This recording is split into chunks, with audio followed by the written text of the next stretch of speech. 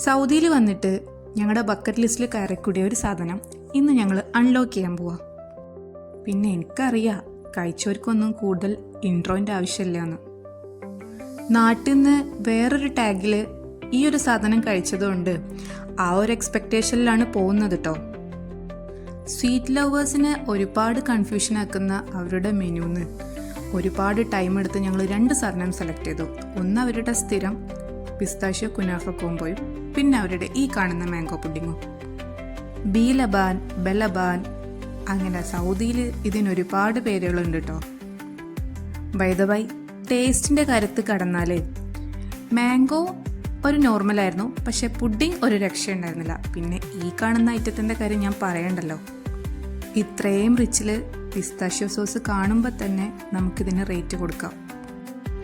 ഈ 2 ഐറ്റവും ഇത് കഴിക്കാത്ത എല്ലാവർക്കും മസ്റ്റ് ആയിട്ട് റെക്കമെൻഡ് ചെയ്യുന്നു.